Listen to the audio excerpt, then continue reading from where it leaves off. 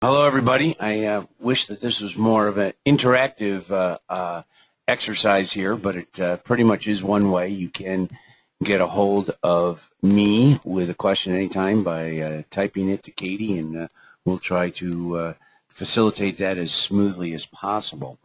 I had the privilege of being the executive director of CLC Network for the last 34 years. This is my 35th year. And my successor and the board felt that there was a good enough relationship where I could wind up staying on and doing the things that I know about and love and do and kind of act as a consultant. So that's why I'm here with you today, because a lot of times when you have emeritus status, you just sort of disappear, and that was not the case. So I'm going to base today on some of my personal prejudices from the last 34 years of working in Christian education, the Protestant form of that, through an umbrella organization known as Christian Schools International. And also then those entire 34 years came with continued conversations and negotiations with the public sector. And in that, my prejudices, and I don't mean that necessarily in a bad way, have developed with probably the overriding one is that the public sector is not there to be your pal. The public schools are not in business to support you in your private school.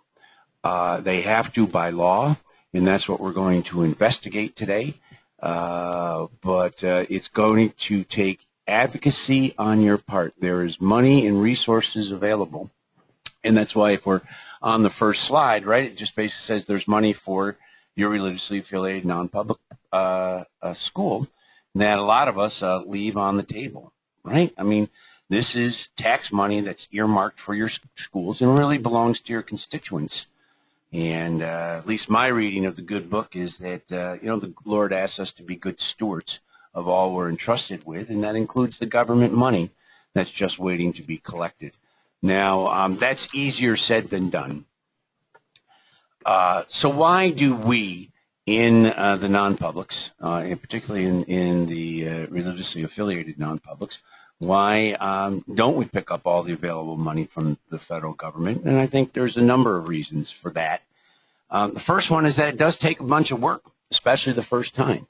Trying to get to understand how to work with your public schools is never easy. And unless you are good with being given the runaround, and if you are good with public sector speak, sometimes it can be quite intimidating. So it's a bunch of work the first time. It's also confusing and complicated at times, right? I mean, nothing is easy, and you're going to find today, too, just in the way that the four sections, or the four different areas that we're going to view, it's quite convoluted. And, at times if you're running a school, that takes all of your time, and to try to bring in your dealings with the public schools. Sometimes, we just wind up putting them at arm's length and say, yeah, I don't think I'm going to go down that road. And so, and plus then third point would be it keeps changing. The new federal rules and regulations keep changing. Like, for instance, we're going to see that the No Child Left Behind Act was just is going out of favor, and a new act is coming in its place. With new prejudices out there from the political realm. And so that kind of stuff happens all the time. So it's hard to stay up on top of it when you have more pressing issues of the kids in your building. And sometimes I think we in the Christian and Catholic schools are afraid of federal government interference. And we're going to explore that a little bit today. And I get that. We don't want to be told what to do. But, I think that there's a little bit more wiggle room than most of us think about. And then finally, I think that the public schools act as if it's their money rather than acting solely as the gatekeeper. This particularly we have a lot of contracts, not a lot, we have probably 40% of our contracts are funded through Title IIA money. And whenever we have to wind up justifying what we're doing to the public schools, they act as if it's their money. And I think one of the things that we need to understand is our money, right? It's our money. It's earmarked. It comes from our folks. It comes from the constituents that come into our schools and pay good tuition money. They're also paying taxes. And so what we really need to do is get feisty about it, I think. And we need to understand. Now, again, professional, kind, certainly Christian in our approach. But, you know, we don't necessarily need to not go after it. So what are we going to cover today? I mentioned a couple times 4 things. So the first one, we'll look at IDEA 2004. That's the Individuals with Disabilities Act. And then what's interesting, there are some laws. Every state has its own laws that supersede that. I noticed there's some friends from Rehoboth Christian School in New Mexico. Myself and a team of folks were just down there at the end of January doing what we call a site study, and we wound up looking at the New Mexico state law, which says some things differently and kind of overrides some things from the IDEA law. And then there's the Elementary and Secondary Education Act. That's a pretty old act. That's from 1965, but that some of the reauthorization, as we're going to see, has happened, and that's where really No Child Left Behind, and now the ESSA Act, which will come into play in fiscal year 2017, ESSA standing for Every Student Succeeds Act, which will be replacing No Child Left Behind. And then finally, Section 504 of the Rehabilitation Act. I noticed that there's some of my Catholic school brothers and sisters with us today on the webinar as well. And what I have found, because we have contracts with a number of Catholic schools as well, is that the Catholic schools utilize and rely upon Section 504 to guarantee some of the accommodations and some of the rights and privileges for students who have special learning needs. And so we're going to explore that. Now, let me just say at this point, I've got 60 slides. Actually, I used to have 100 slides, and we culled it down to 60.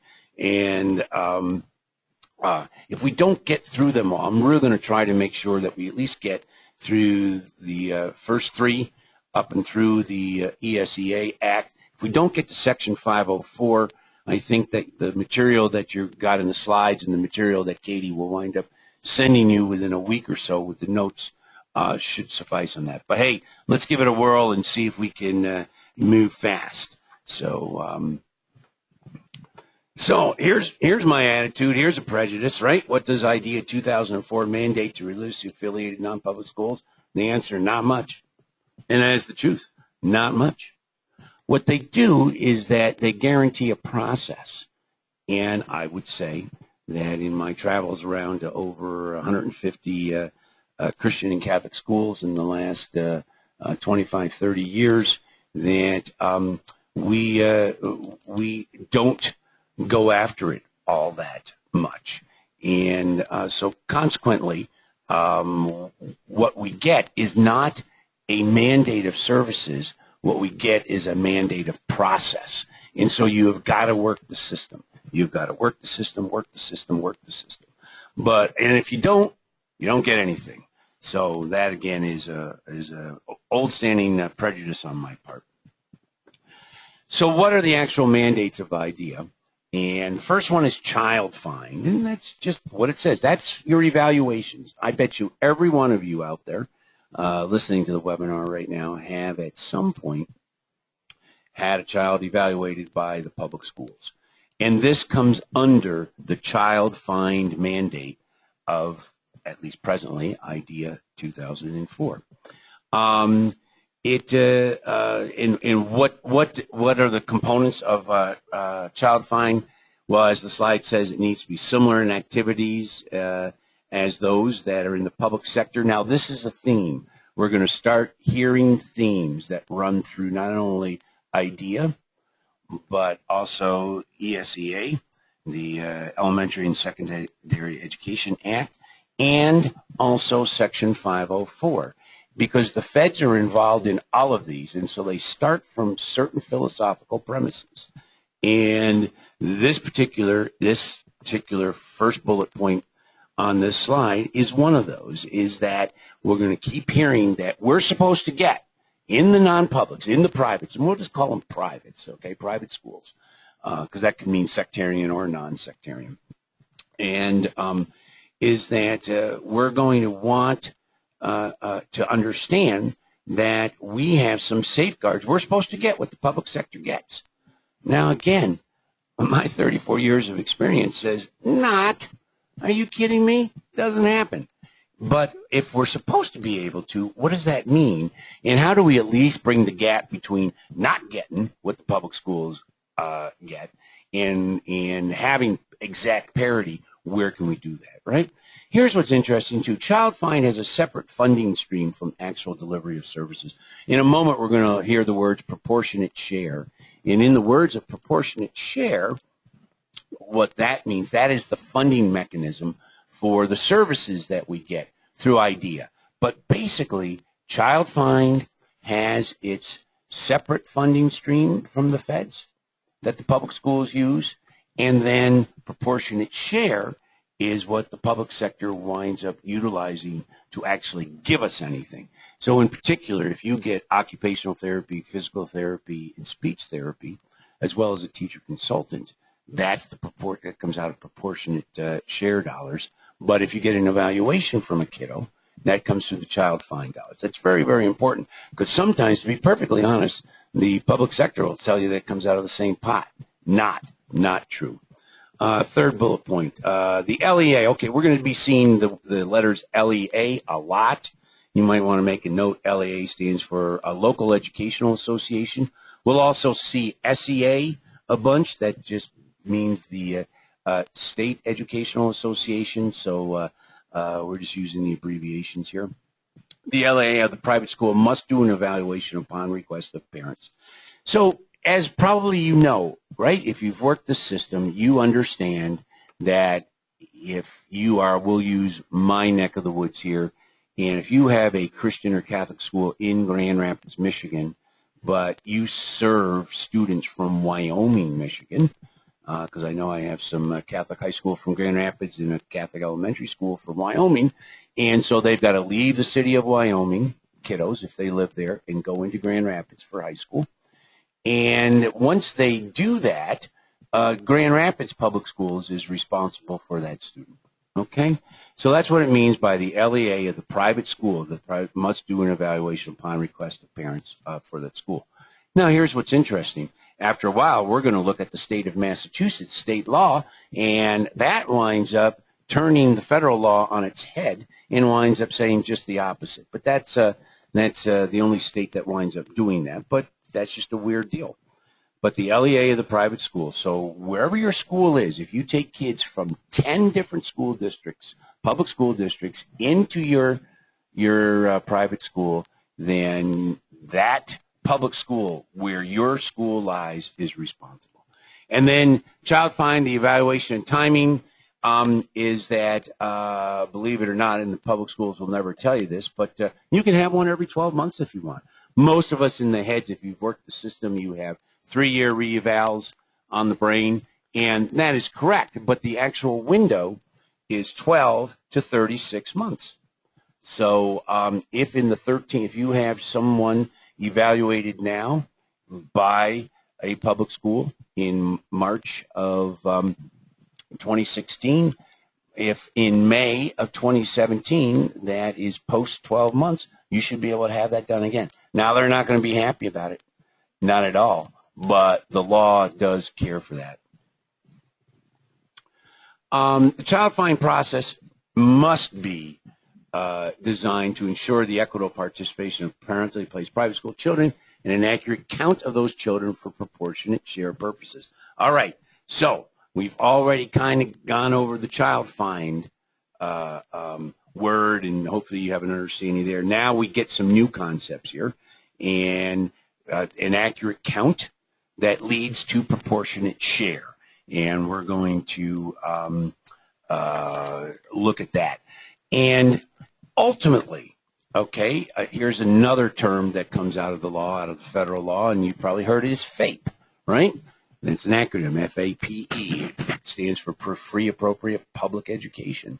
And ultimately, what we need to understand is that Child Find is set up for the public sector to determine who's eligible for FAPE, who's eligible for their program. They're not in business to wind up evaluating our students and giving us the information we want. And that's why, if you want to find out further, CLC Network, we have 4 school psychologists on board that wind up thinking about how kids learn differently.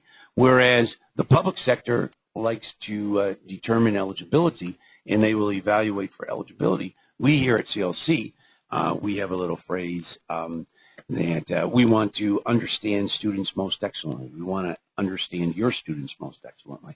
It's a different way of looking at it. But in the public sector, we need to understand that Child Find determines eligibility for FAPE. And that's why when you go through a public school evaluation, it eventually leads to a label. You're learning disabled. You happen to be a student with autism or with a cognitive impairment or with an emotional impairment. And because it's a sorting process, because if you think about the public sector services, particularly in larger urban regions, not so much in smaller counties or smaller rural LEAs, but in larger areas, you have different programs in different buildings.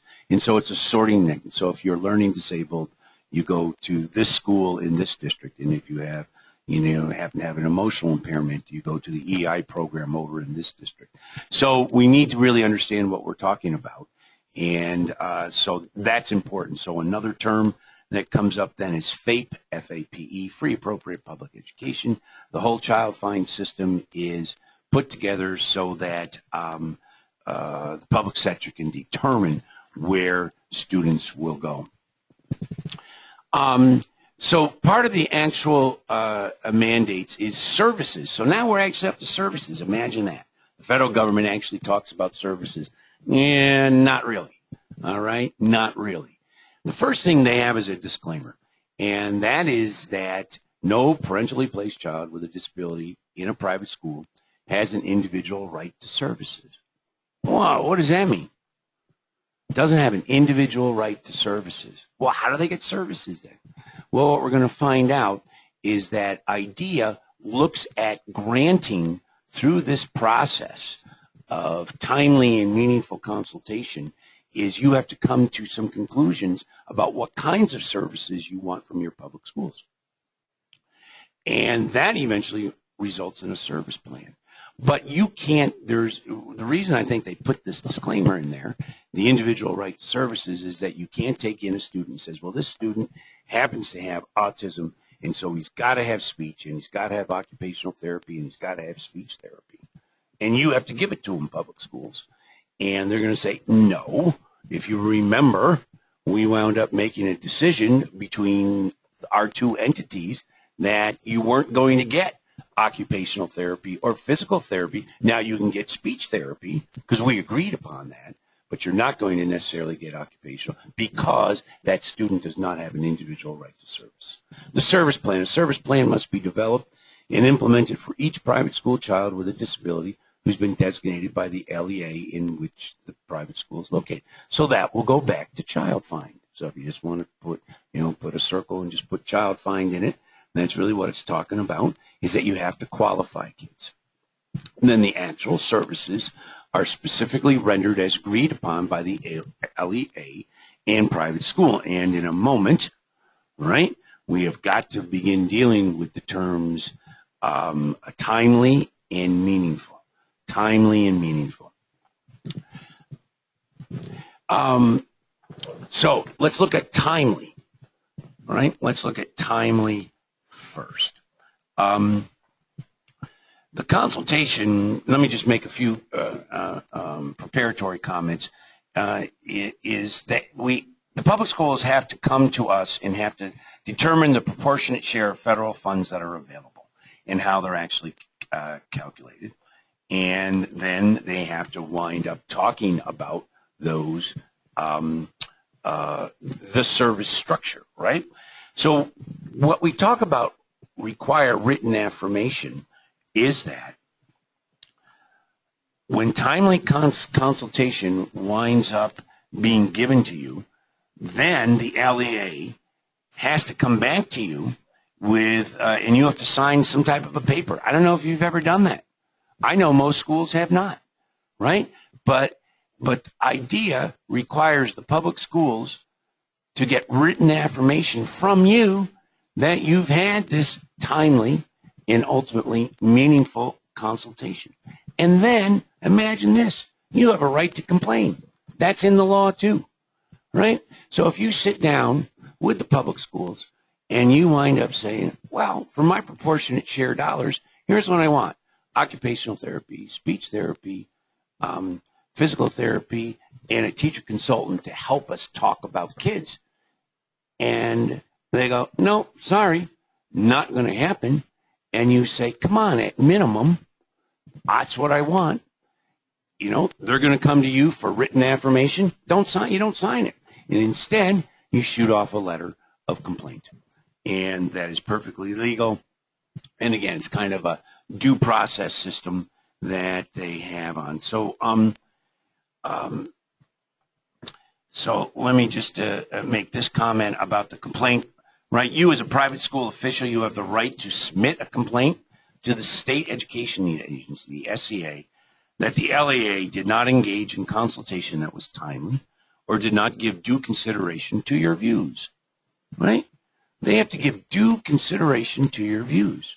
And we're going to see in a moment, if they don't give you what you want, they got to tell you why as well. Now, when did you ever get anything from the public schools saying, hey, this is why we're not going to do what we do?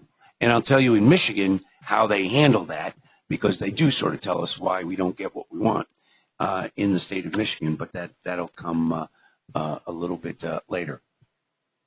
Now let's move on to the meaningful discussion. So it's got to be timely. They have to come to you. They have to tell you what they're going to do. You have to have a conversation, and then you have to sign off on that or complain. But what's the meaningful part? Well, the meaningful part is to determine how the kiddos in your school, through the child find process, can meaningfully participate in special education and related services. Okay, what does that mean? Special education and related services. Well, special education, that has to do with FAPE, the free appropriate public education. Because what they're going to do is that if they find out that your student has autism, they're going to offer him a spot in their program that works with autistic kids and say, well, he can go down the street, down the block to this other school, and it's free, but he'd have to leave your school. And we're not in the business. The whole reason that you folks here, we got 23, 24 folks on the line, and are doing this is because you want to keep kids in your school. We're all about wanting to invite families into our religiously affiliated non-public schools. So we're more interested in the related services, and in this life, related services mean, again, the big three. I'll keep going back to the big three: occupational therapy, physical therapy, and speech therapy. Now, the types of services, including your direct services and alternative service delivery mechanisms that the LEA is indeed willing to provide the private school. So they have got to, in a meaningful discussion, you have got to decide on the types of services. Well, what are they? Again, why don't we just start out with the big three: occupational therapy, physical therapy, and speech therapy.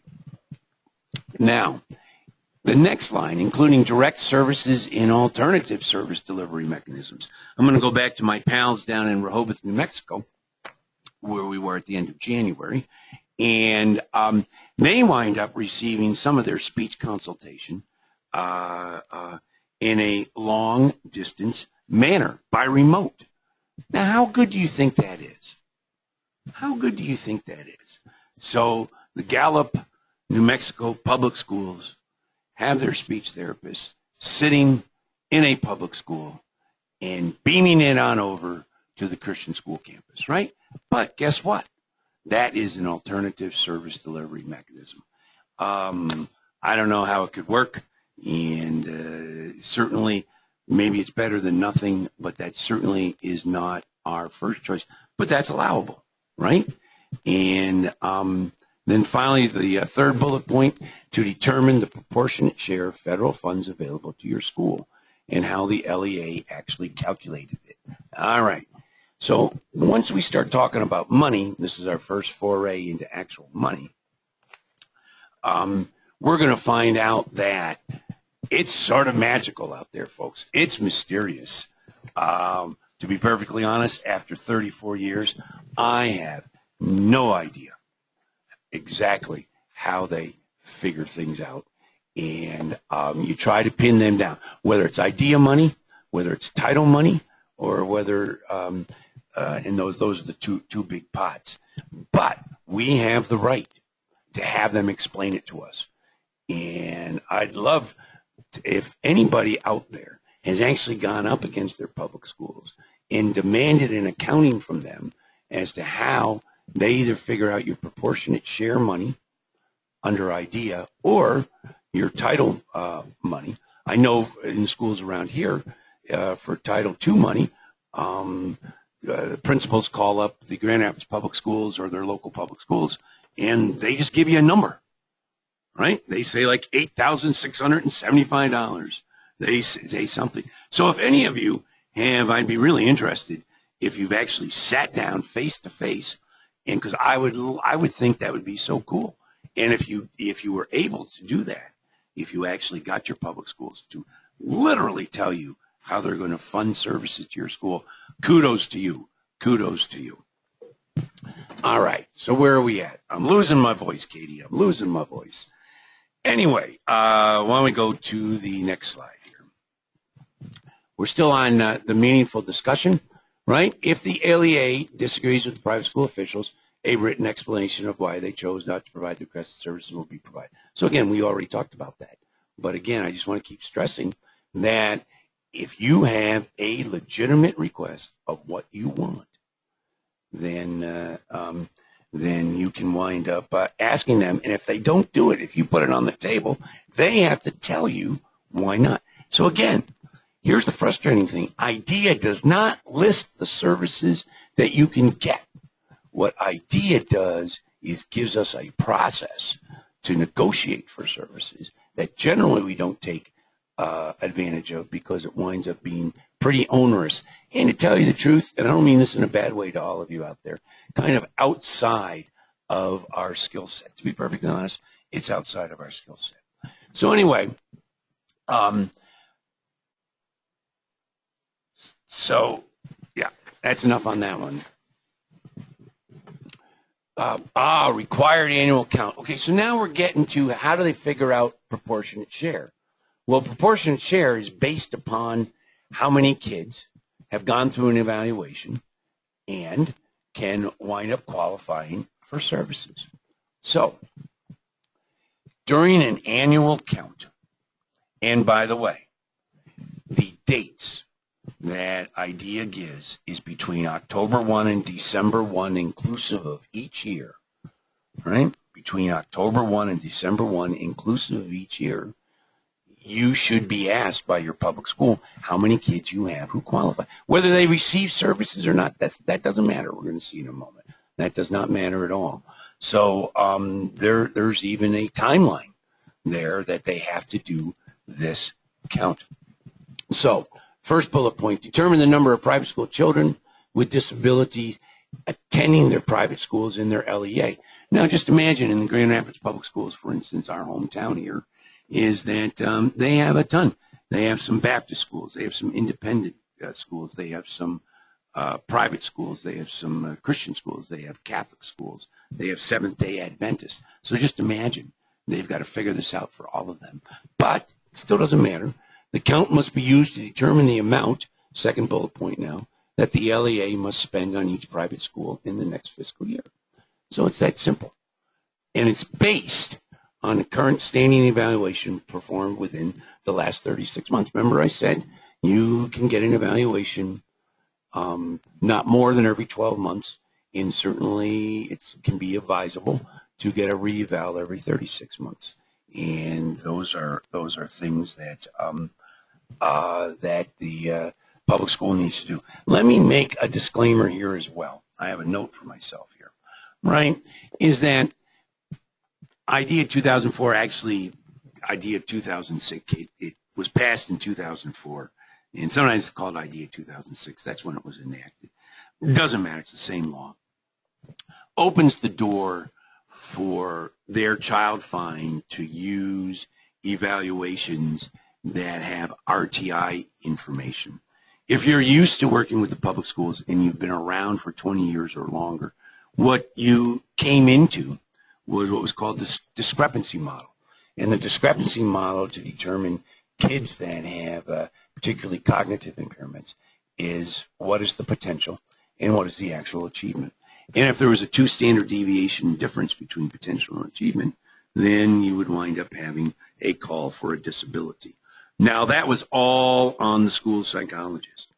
Since that time, and certainly we applaud response to intervention and what it means and the information you can get off of Dibbles or NWEA or Ames Web.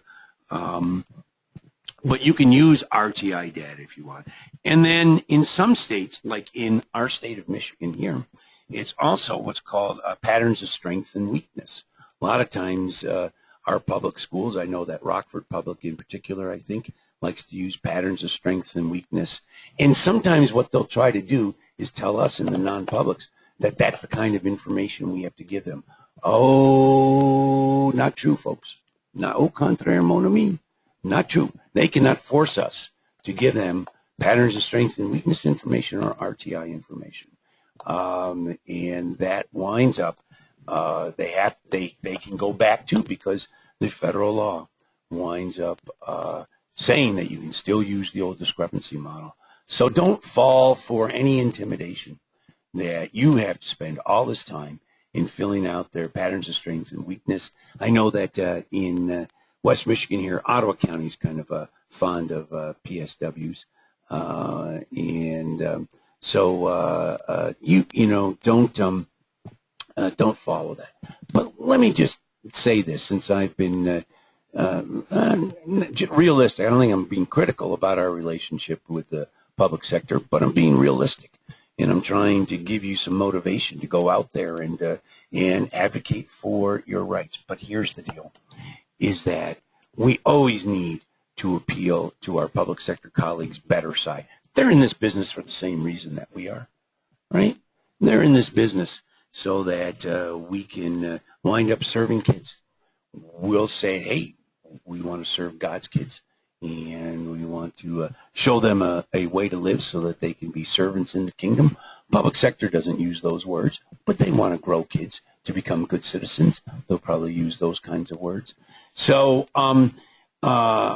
my sense is that if you can develop a good relationship with your public sector colleagues, that's the best, because you still get more, what do they say, well, with honey than with vinegar.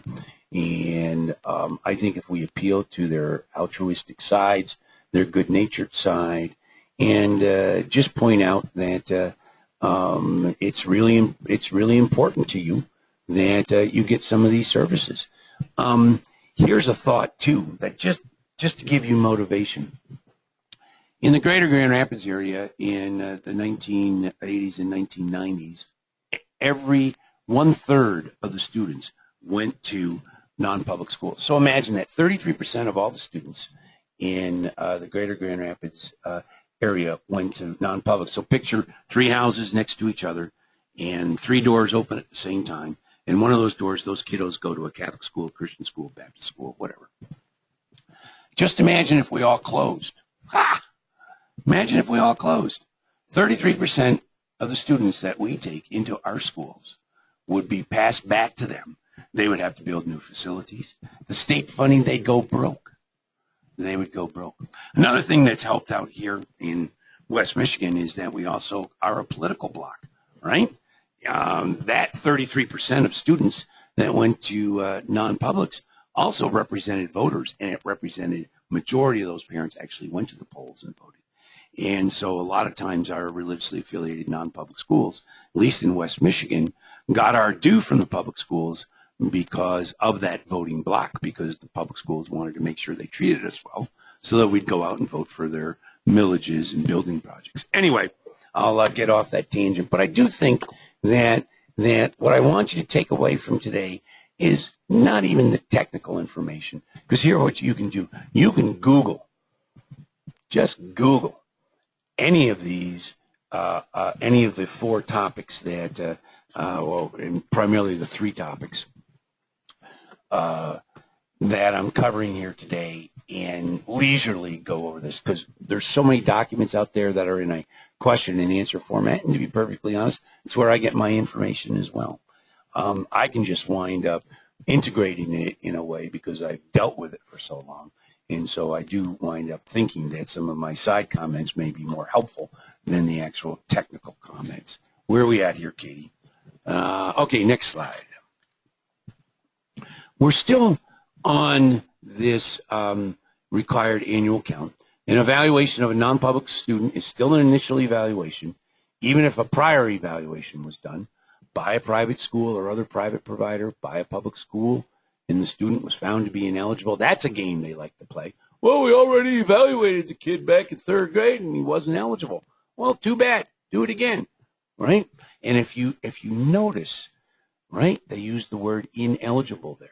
By a public school, and the student was found to be ineligible. Again, their job is to evaluate for eligibility within their program structure. And then finally, 3rd bullet point is by a public school, and the student was found to be eligible, but the parent revoked consent for the provision of all special education programs and services. We're going to look at this again in a little bit different way. But basically,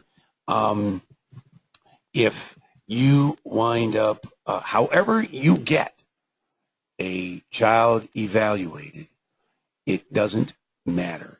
It still can wind up going to the public school, because again, if you go to a private evaluator, or even if you are part and members of the CLC network, because some of you are, right, that doesn't qualify. You've got to qualify them through the public school, but you can do that. You can do that. So it's kind of, that's strange language, isn't it? An evaluation of a non-public student is still an initial evaluation, even if a prior evaluation. I mean, it's only the federal government that can possibly think of language like that. In some ways, it makes no sense, but on we go. Okay, so here's the secret sauce. So here's the proportionate share formula. Now, maybe some of you have seen this, maybe some of you haven't, but this is how your local public school figures out money from IDEA. And that is, you take the number of private school children from a specific private school. So let's call it, I think we have my pal Greg Bruno here from St. John Vianney is in the house, I think. And so they would wind up getting all of the eligible kids from there. And then the total number of students in special ed in the resident public district, right? That would be the Wyoming public schools, times the total federal allocation that is coming into the Wyoming public schools.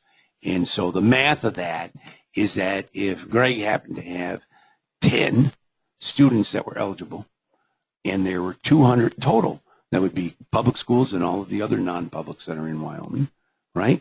He would get 5% of the allocation. And if 5%, and if the allocation was $250,000, then Greg's proportionate share at St. John Vianney is $12,500. All right? So it's not higher math. I think, what is that, 4th grade, 5th grade math? But that's how they do it.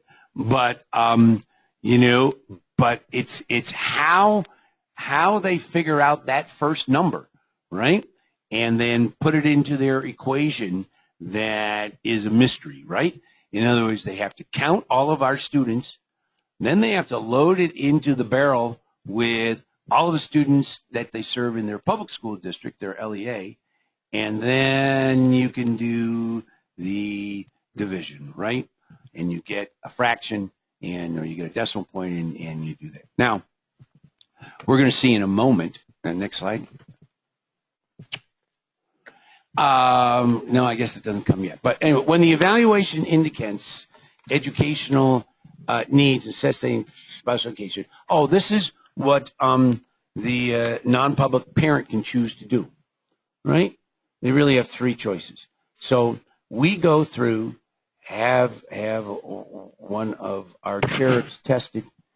He winds up having a cognitive impairment, and the parents will be presented with, you can enroll this kiddo in the resident public school district to help develop an IEP with the special education programs and then the services.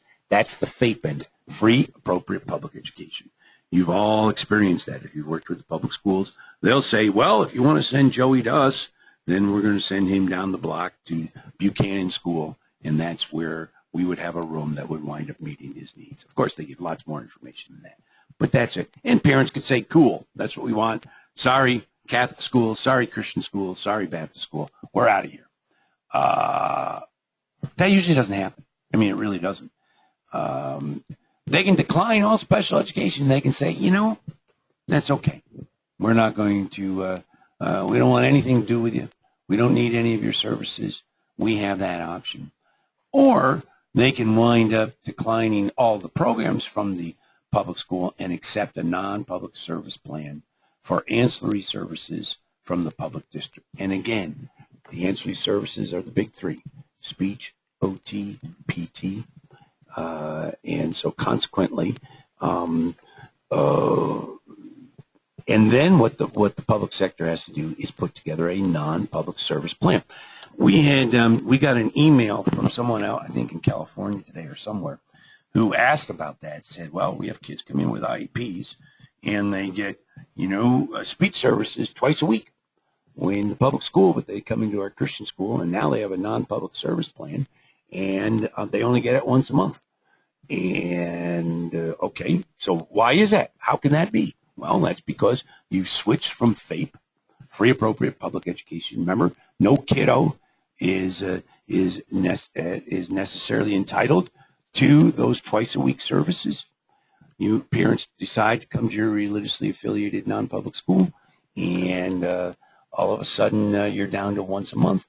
And my answer to that is, without having seen their negotiations or talk to their public schools, that's what the public school has on record as to how they're going to serve that private school.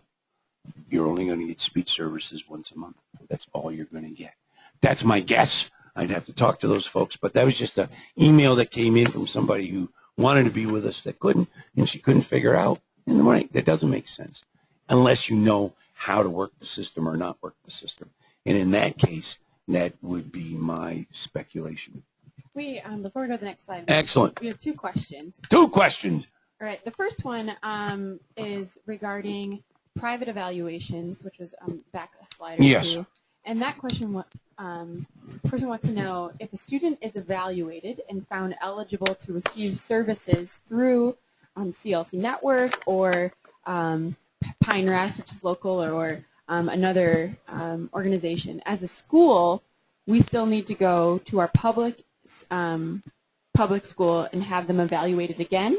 Is that correct? Well, it depends upon, and we'll get into this later on. At least I hope we do, but we're going to run out of time. I can tell already, Katie. You know what I'm saying? Oh, man. Yeah. Well, but to answer the question is that it depends upon what kinds of services you have in your religiously affiliated non-public school. In other words, right now we have contracts with about 54 Christian and Catholic schools throughout the country, and all of those 54 have some level of special education support intervention. Now, some have a ton, some have not much. So, the answer to your question, if you get something from a private psychologist, from a hospital like Pine Rest or even Holland Hospital has a evaluation piece to it, or you get it from the CLC Network, that's great, because we're going to give you information, hopefully, about how that kiddo learns, because we don't care about the eligibility piece. Now, those evaluations are not going to qualify you to go to your local public school and saying, Joey needs speech, OT, PT, right? If the evaluation comes back saying, hey, you need to look into speech, OT, and PT from that private evaluation source, then you're going to have to go to the child find, you're going to have to go to the public school and get that student evaluated. And just remember, you can do that. Just because he's had one privately Does not take away your right. We just found out a few moments ago from getting it done from the public school. So I hope that answers your question. And then the second question is just about proportionate share. This person wants to know if they can try and ask for that money. Okay, can you try to ask for that money? Certainly you can try. All things are possible, but they're going to say no. They're not going to give you that money. They're going to ask you how you want to spend that money. There really is no provision within IDEA that gives you the right to just take the money, but you can get that amount of services, and they have to prove to you that they're not hoodwinking you, right? That they're not hosing you. So if you get $20,000 and you want PT, OT, and speech, I'd like to know how much the PT, OT, and speech is costing them to make sure I got all of my $20,000. But to get that money directly to you, no, there's no provision for that. We ready to go, Katie? Okay. Did we finish that last slide? I think we did. Okay. IDEA 2004 in review. All right.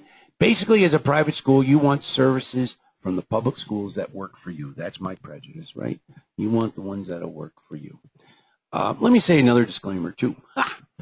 You also, because that reminded me, they're not going to give you a lump sum of $20,000 and say, here's your proportionate share. In the same way is that if you want school social work services, for instance, for kids with disabilities, and your local public school is no longer giving that to their students, they have no cause to give it to you. That would probably be their explanation.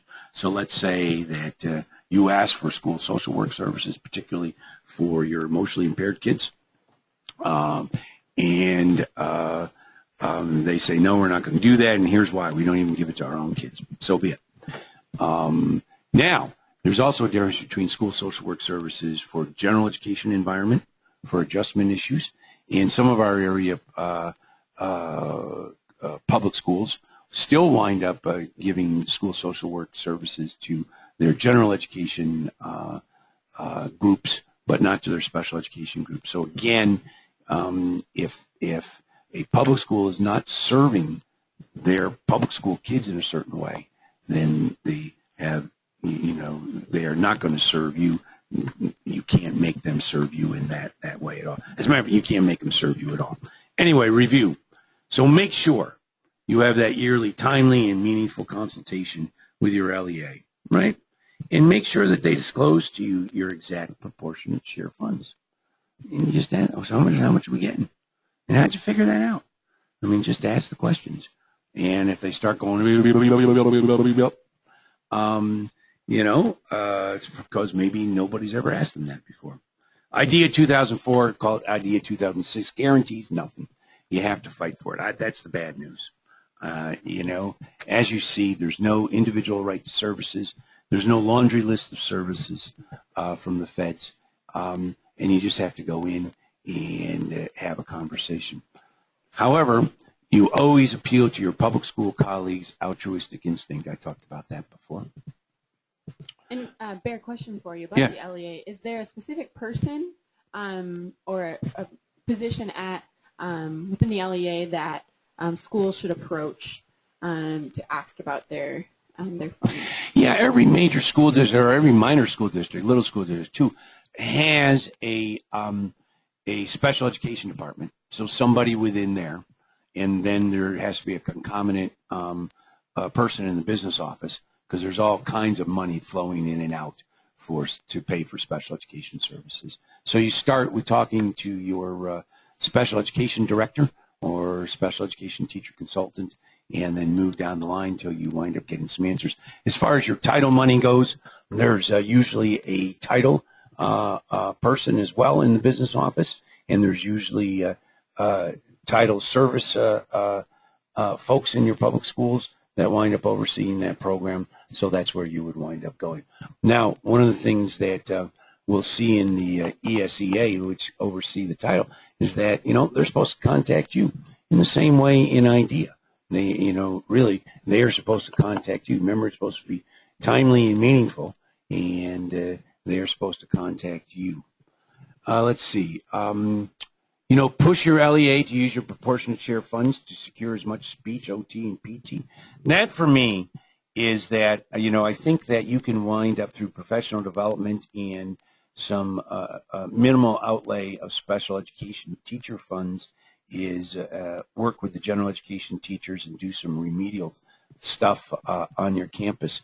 But really speech, OT, PT. As a matter of fact, I'll go back to my New Mexico friends, too, is that they have a number of constituents that would love to take part in Rehoboth Christian School. But the Gallup Public Schools, whereas they don't necessarily serve Rehoboth Christian School all that well, really do have a special education delivery program that parents are very fond of. And actually, when I talked to them and found out what they got, it was pretty high-level stuff.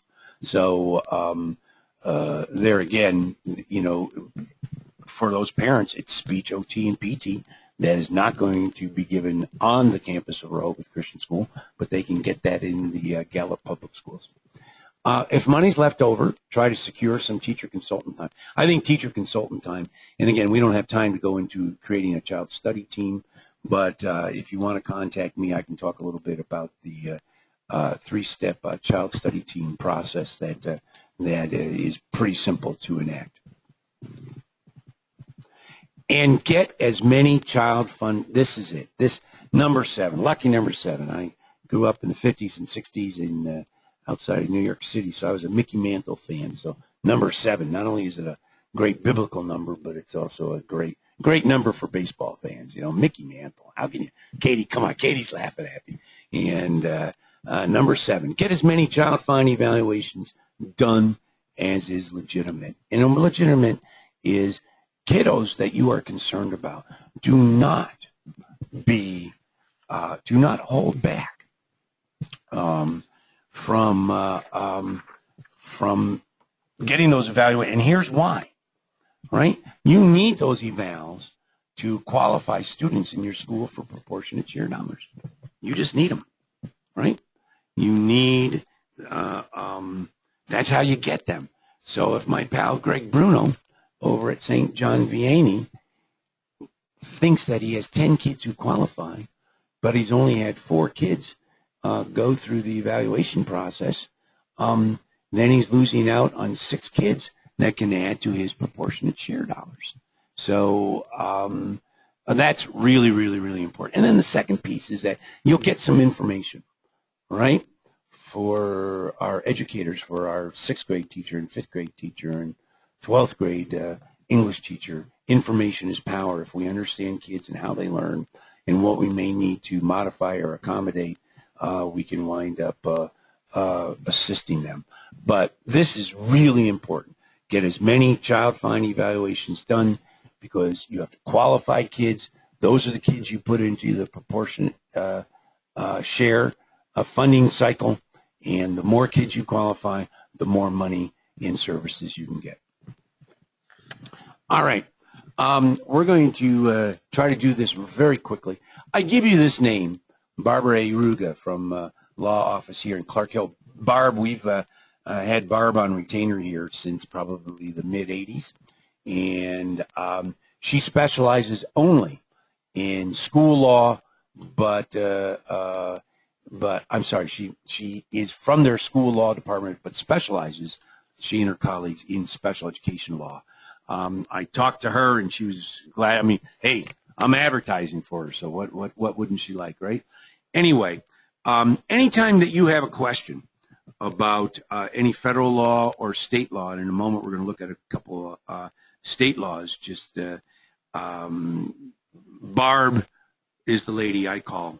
And if you have questions about parents wanting access to your files and all of those kinds of things, and she understands, because she's been working with us so long, she understands religiously affiliated non-public.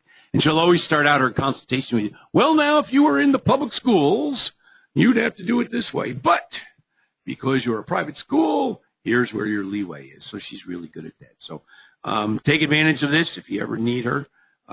Go ahead, and she's no less cheap or any more expensive than any lawyer is, but sometimes you just need to invest. We're going to skip this slide. You can just read that on our own. Okay. So why do we want a Barbaruga in our life? Well, because we want to understand state laws. And obviously, we're in Michigan. The majority of our 53, 54 schools, about 30 of them are in Michigan. And Michigan, for instance, has a very comprehensive, what's known as the Auxiliary Services Act. And so actually go back to that slide, right. Go to the second bullet point right in the middle, where it says state law may be more generous, but as a general rule, this generosity appears to be rare. I love that statement. In those states that do confer an individual entitlement to services on site, the child's disabilities must necessitate these services. But I guess what I wanted to point out was that state law may be more generous, but as a general rule, that's rare. Okay, now go to the Michigan slide. Michigan just happens to have one of the most comprehensive laws that wind up guaranteeing. They guarantee. So those of us who are in Michigan, you know, we actually have mandated occupational therapy, physical therapy, speech therapy services through the Auxiliary Services Act. Auxiliary Services Act is a funny act. It's for all private schools. It's in that act, they give us the right to crossing guards, and they give us the right to transportation, and they give us the right to days off and all of that kind of stuff. But also in there, there's a listing of the services that we wind up getting. Now, again, do we get them at the level that the public sector gets them? No. Is it everything we want? No. Have they, over the years, lessened, become less in their availability to us? Absolutely.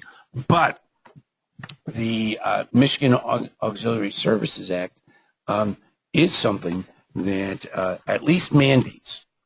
It goes beyond the federal requirements guaranteeing what the private schools get.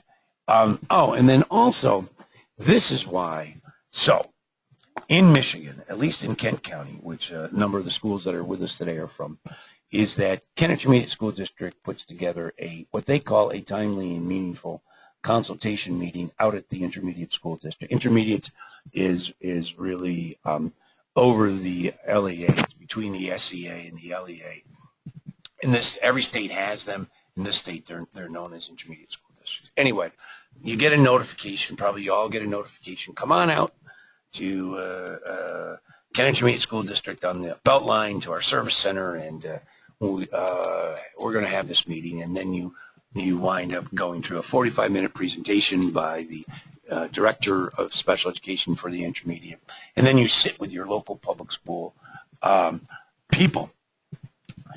And when you try to pin down either, and if some of you from Kent County have experienced this, I have way too many times, when you talk to the good people at the Intermediate or you talk to your local people, at least in Michigan, they'll wind up saying, what do you mean?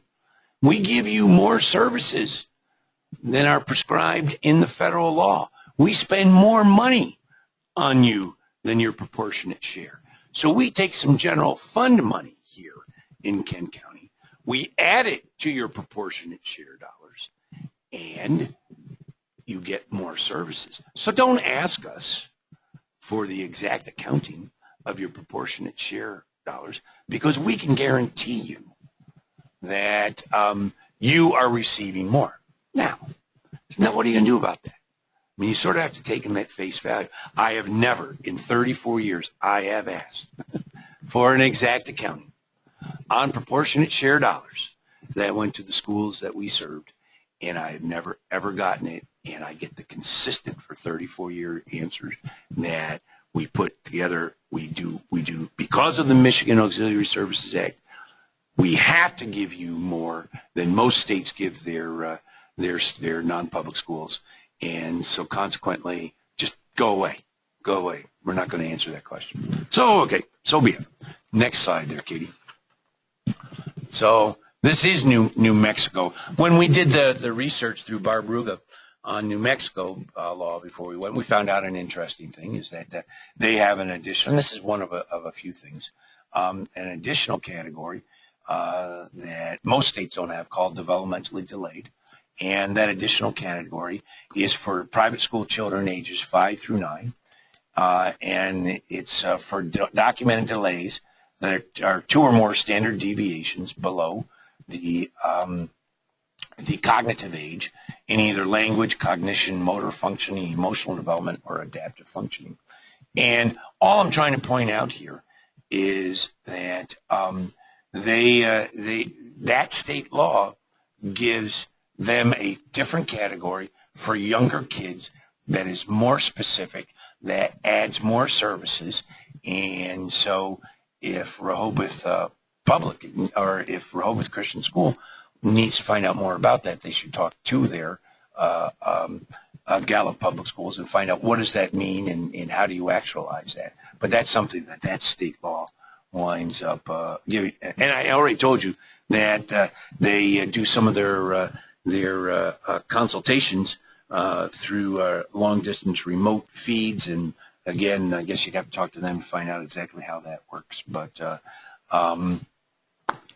that's New Mexico. Then, Massachusetts is the next one, I think. Yes. Here's weird, right? So in Massachusetts, this is what we found out. We were working with Whitensville Christian Schools for a little while in Whitensville, Massachusetts, outside of Boston. And then it says, unlike the federal law, Massachusetts state law requires the public school district where the student lives rather than the district where the private school is located. So this is before I was checking the state laws, before I went into a new state in a new community. And when the Whitensville Christian School people told me about that, I said, no way, can't possibly be. What do you mean?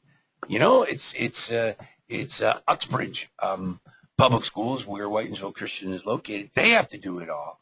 And they kept saying, no, they keep telling us they don't have to, they don't have to.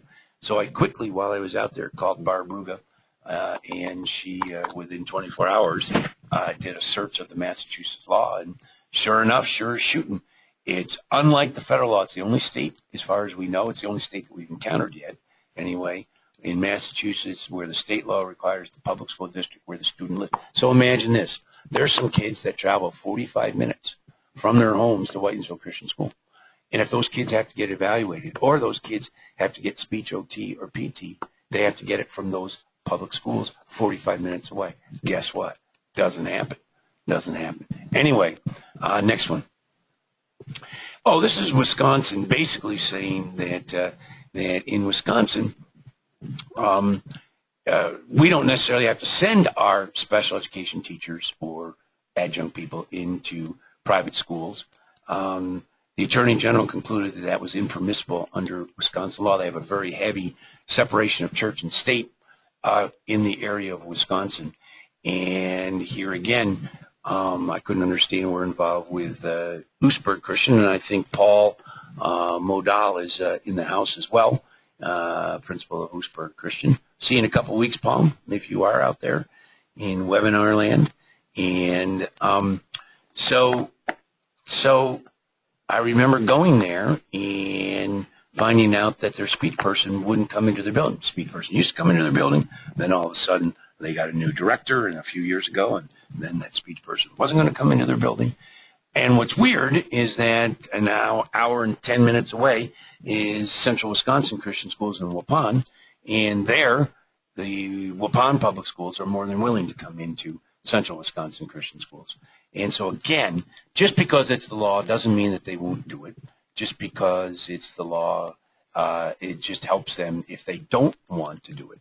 And so again, I think that the laws are the law, and if you have a discussion and if you appeal to their altruistic side. And now let me just give you one more example. In Washington State, we did some work with Linden Christian Schools. And in the Linden Christian Schools, they had the same deal. They weren't going to send their public schools. Linden Public wasn't going to come into, because again, it was in their state mandate, their state law. And we were out there in 2007 and did a site study, and we just talked to them just a few months ago, and about a year or two ago, a group of parents from Linden Christian went and sued the state of Washington in order to get that prohibition overturned. And they won. They won. But let me go back to, you have to fight for this stuff, right? So they went and they brought a suit to whatever the powers that be that they needed to find out in the state of Washington, and said, we think that you should follow the federal law and come on to our Linden Christian campus to serve our kids. And they won. So there you go. Next one, Katie. Well, we got 20 minutes. Imagine that. You know what? We're going to zoom through this. Any questions at this point? If you got a question or two, shoot it to Katie. And this next area here, we got 2 down and 2 to go. So there's no way we're going to finish, but hey, we'll get through as much as we can. We can always do a part 2 as well. We could do a part 2, couldn't we? Katie and I are just having a good time. Yeah, you betcha. So, ESEA, the Elementary and Secondary Education Act of 1965. And this is the act where title monies, all of you have heard about title monies. Many of you probably received Title 1A funding, and you receive Title 2A funding. Title 1A funding is for disadvantaged kiddos coming from low-income families who struggle in the area of reading. And Title 2A is the provision that gets you professional development money. And as a matter of fact, a number of our contracts are based upon the Title 2A funding that's available to schools. If you're in a rural area or a central city area where you have a lot of free and reduced lunch kids, a lot of low-income kids, then you get a lot of not only Title I money but also Title II money. Now, what's interesting, you've probably heard these names before, is that ESEA was passed and enacted in 1965. That's the Johnson administration, folks. That's how far back that thing goes. And every law needs to be reauthorized every 3 or 4 or 5 years, right? And when they pass a law, they say they give you a timeline. Well, ESEA was reauthorized a number of times until it got changed in 1985 to the Eisenhower Professional Development Program. And if those of you are as old as me, you will remember that after 1985, we called those Eisenhower funds. And Eisenhower funds were, if you ran a school between 1985 and 2001, that's where you went for some money for professional development and other things. Then in 2001, the No Child Left Behind Act was put together. And you know what that did? That was the beginning of high-stakes testing, AYP, right? Annual Yearly Progress, HQT, highly qualified teachers, right? All of that stuff. Common Core came out of that. Race to the Top came out of that. And pretty much on both, the good news is that finally the 2 aisles agreed that NCLB wasn't really doing what it was supposed to be doing. And so just this, and I think it was December 13 of 2015, President Obama signed the ESA Act, the Every Student Success Act, which doesn't start till fiscal year 2017. So now, go figure. NCLB ends, right, on August 1 of this year, and ESA doesn't start till January of 2017. So what happens? I don't know. I guess the money keeps flowing or something. But that's the kind of things that can drive you crazy. But anyway, this Elementary and Secondary Education Act gets so No Child Left Behind Act has been reauthorized a number of times. When it came up to reauthorization this year, they said, no way, we want it to change. So they got rid of AYP, Annual Yearly. They got rid of highly qualified teacher. They got rid of Race to the Top, right? They sent back a lot of the control, particularly on high stakes testing, back to the states. They got rid of Common Core. So all of those things, well, they sort of got rid of Common Core. But anyway, that's kind of what happened, is that with the Republicans in control of the Congress, but the Democrats agreed that some of that stuff was just too oppressive to the educational systems, and so they wound up creating something that was a little bit easier to swallow. Look at out of this ESA or ESEA, but now what's coming up is ESSA. That's the reauthorization name. Is the two areas that we get most of our money. Title I, Title 1A, improving the academic achievement of the disadvantaged, all right? And Title II, Title 2A, which is preparing, training, and recruiting high-quality teachers and principals. That's where we wind up getting the resources, the tax dollars back to our schools that our parents pay in. And again, next slide there, Katie.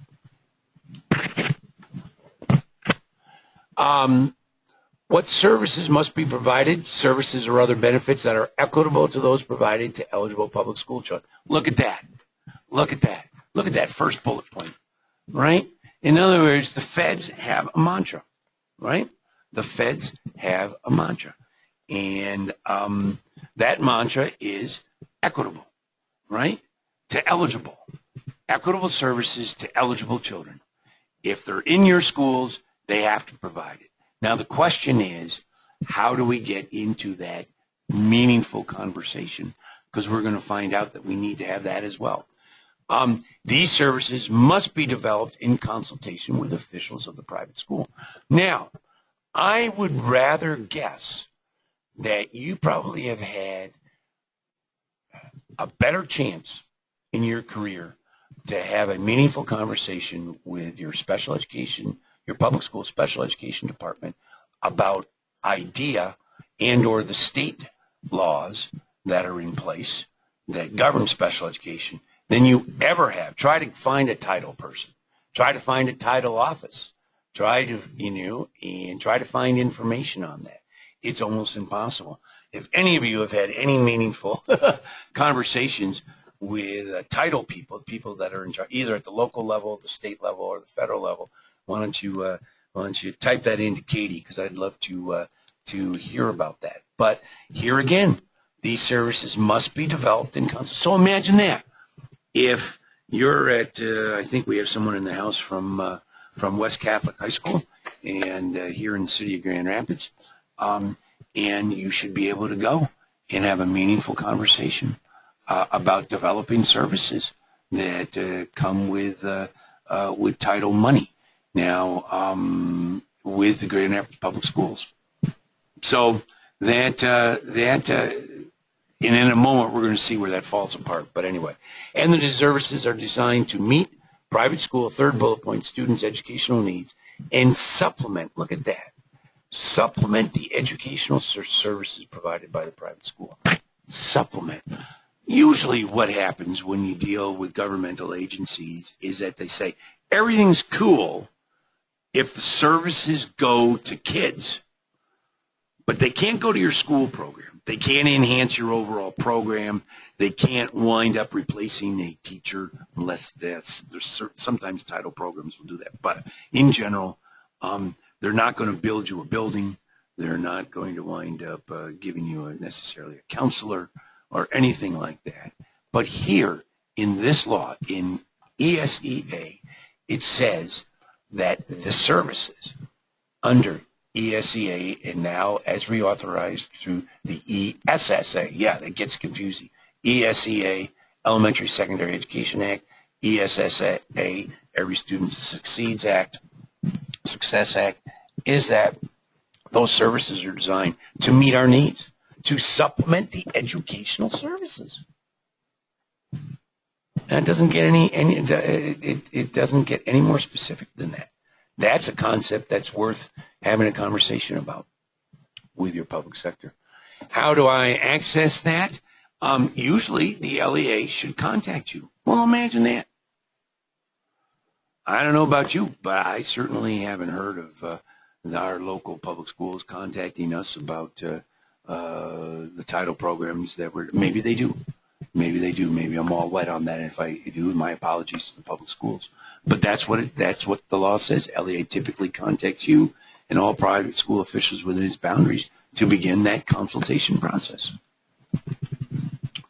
Our private schools whose students or teachers receive equitable services under ESA or IDEA considered to be recipients of federal financial assistance. And this has to go to Section 504. Section 504, just as a preview, because I don't think we're going to get to it, winds up saying, you know, you need to be beholden to Section 504 of the Rehabilitation Code if you receive federal financial assistance.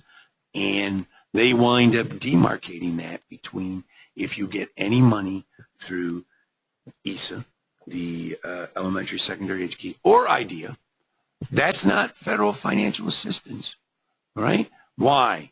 Second bullet point. These programs are considered to be operated for the benefit of students and teachers in private schools, not for the benefit of the private schools themselves. Holy cow.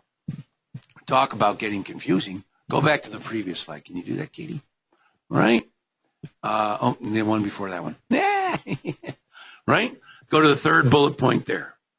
Right? The services are designed to meet private school students' education and supplement the educational services provided by the private school. Now go back to, there we go.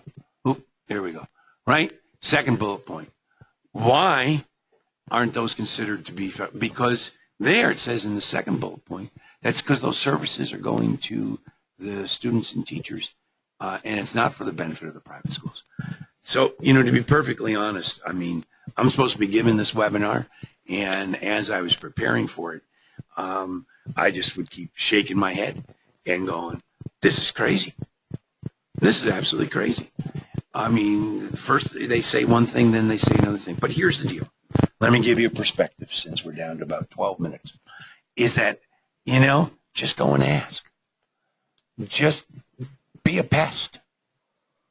You know, if you take one thing away from this webinar, please take away the fact that you have some rights, that they have to give you some information, and that they actually have to consult with you, and that they actually have to ask your opinion, and that you actually have to have something that's called meaningful, in that you can, you don't need to not go after it.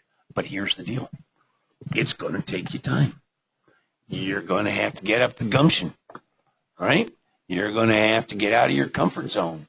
You're going to have to waltz on down to your public school, and you're going to have to wind up having these conversations. Only you can do it. Only you, as the representative of your religiously affiliated non-public school. And I don't think we have any private schools in the house here, but only then will you get to be done. So, you know, I'm sorry. I wish I could make sense out of this. You know, one slide it says, well, you know what, it can supplement and complement your school services. Then the other one says, well, you know, those aren't the, you don't have to worrying about the federally funding issue, you know, because these services are going to the kids and the teachers and not your school. And again, it might have to do with the nuance of where it falls in law and all of that kind of stuff. But bottom line is that you need to have conversation. Both IDEA and ESEA doesn't give anything directly to you. However, we're going to find out ESEA in a moment winds up at least giving you a list of some things that IDEA did not. Next slide, Katie. Yeah, I just also wanted to input that somebody who's in Grant County, Washington, said that they communicate well with their LEA. Excellent. So that's great to hear. That is great to hear. That's very good. If you could just shoot Katie an email out there, Washington State, and so do they contact you in the sense that you know you can depend upon them, and then they actually sit down with you and they actually tell you what's coming? I mean, I'd like to know. You know, glad that overall the feelings are good, but how in depth do they treat you? You know, how specifically? I'd love to, and we can share that with our audience here today too. At least we can have a good. At least somebody out there is getting treated well. All right. So, well, look, there's Title I and then there's Title II, and you have all of the slides there. And look in the middle of this. right, of this general requirement. Here again, for Title I, it says an LEA shall, after timely and meaningful consultation with your appropriate private school officials. So here we go again. Same criteria as in IDEA. Next slide. Right? Again, that just reiterates that. Next slide. Okay. Now, there's a little bit more specificity, right? It says here, what specific services will they have to talk to you out of the title office, how the children's needs will be identified, what services will be offered, how, where, and by whom the services will be provided. And look at that. You can do either public school or third-party contract. This is where they start putting in third-party contract. And this is very true because we here at CLC Network, we sometimes are the third-party contract folks, both out of Title I as well as out of Title II programming. Then how the services will be academically assessed and how the results of those assessments will be done. Next slide, Katie.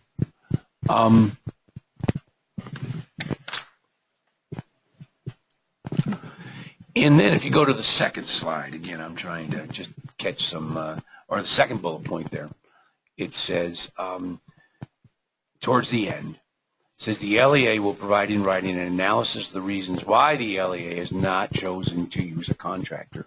In other words, a lot of times what the LEA will tell you is that they don't want to go outside. They have their own people. So that if you want a specific service, and you want, let's say you wanted CLC Network to be a consultant on something, they would wind up saying no. That happened out in Delavan, Washington. Delavan, Wisconsin, small Christian school out there. And we were working with the principal and trying to put some professional development together. And the gatekeepers in the public schools basically, didn't like the fact that we were from out of state, didn't like the fact that we were a third-party consultant, and basically denied the request and said that we had plenty of people here in southern Wisconsin that could wind up doing exactly what we proposed to do. So be it. Next one. All right. Here again, who's got the hammer? Yeah, this is probably important, right? The LEA always has the hammer. Right, here it says, an LEA shall have the final authority to calculate the number of children ages 5 to 70 who are from low-income families. So they have the hammer. Same way with proportionate share. They're the ones that wind up figuring that out. Then for Title I, can you go to the next slide?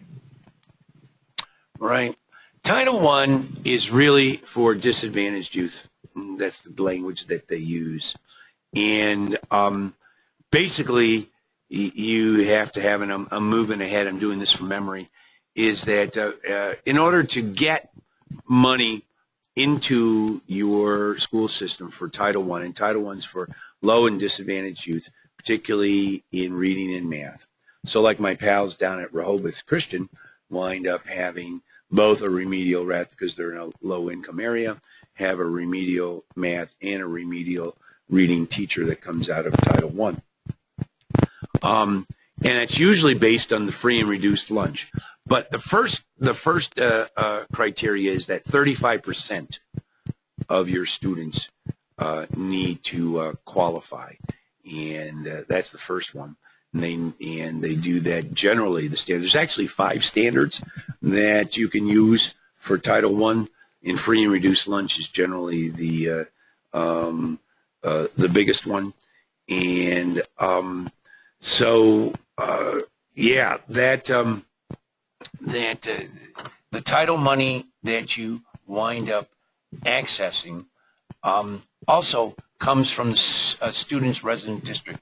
I was talking to a principal up in the Muskegon area of Michigan, and there's probably 5 or 6 small public school districts, and he draws students from those 5 or 6. And so preparing Title I application, because the money has to come out of the school district of residence, is a nightmare. So that's something that you have to negotiate as well.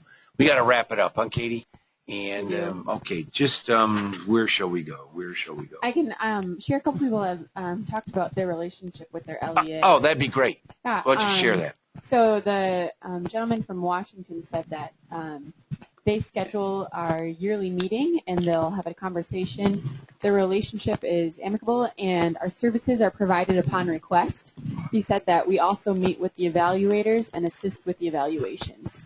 So it sounds like they have a pretty great relationship. And then also one from Missouri shared that they have a form they have to submit each fall to the state of Missouri that specifies which programs they want to participate and whether or not the public school has informed us of what they qualify for and is involved in the process. And they also have a representative from the public school that will contact her each fall to make sure that she received the form and submitted it. So. Well, there's hope out there.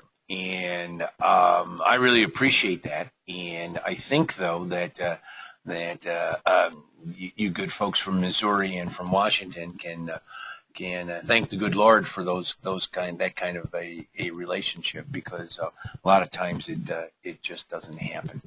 Let me just say something about Title II. Can you go to the slide? It would be Roman. Oh, the one before that. General requirement. No, maybe it's not there. Anyway, here's the general requirement for Title II, is that it says to increase the academic achievement of all students by helping schools improve teacher and principal quality through, and here's the key, high quality professional development. And this slide winds up defining that. So isn't that cool? At least whereas IDEA, you get no definition, at least you get some definition out of ESEA. And it talks about improving, increasing teachers' knowledge. I think the ones that I want to look at is that, look at the last three bullet points. So that would be the fourth, fifth, and sixth. The fourth one, improve classroom management skills. I mean, if there's one thing that we wind up getting asked about from people that utilize us, it's that classroom management skills, behavior problems, those kinds of things. And that certainly is ripe for the use of Title II money if you need help there. But look at this here, are sustained, intensive, and classroom focused, and are not one-day or short-term workshops. This is really important because particularly right here in our hometown, a lot of times the title people, because we put together a package where we will go in, our style of using Title II funds is we'll come into your school and we'll do an in-service and then we'll do follow-up.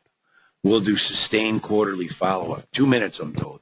And that sustained quarterly follow-up is exactly this, right? It's intensive and it's classroom focused. So if we're going to go in and talk about in K through 3, we're going to talk either about phonological, one piece of the reading process, phonological awareness, or if we want to talk about RTI, response to intervention, benchmarking, progress monitoring, we'll wind up presenting a workshop. But then we also know that fidelity and accountability are really important. You have to keep fidelity with those decisions that you're going to use them.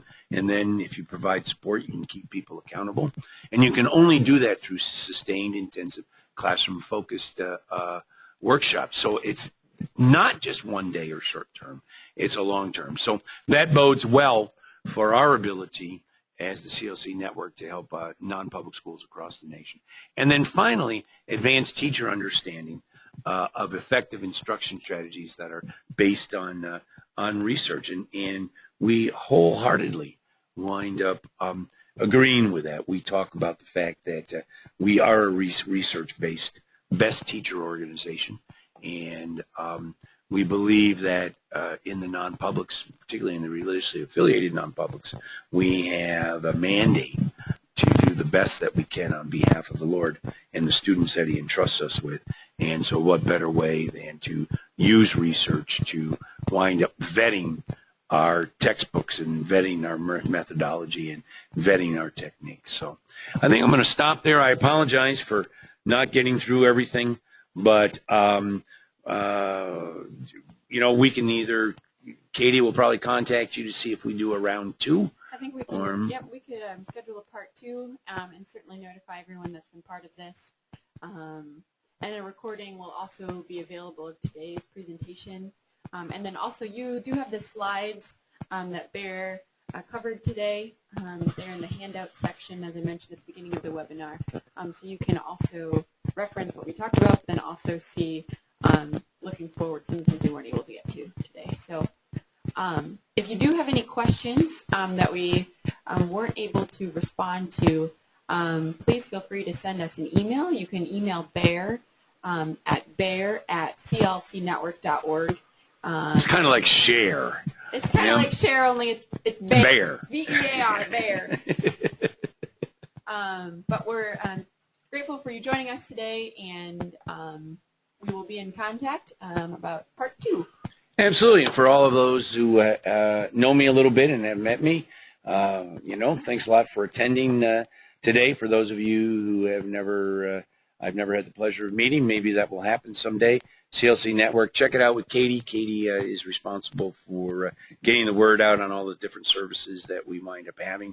If you think that some of the conversation that we've had here today would be helpful to your school, and what we always say, one of our big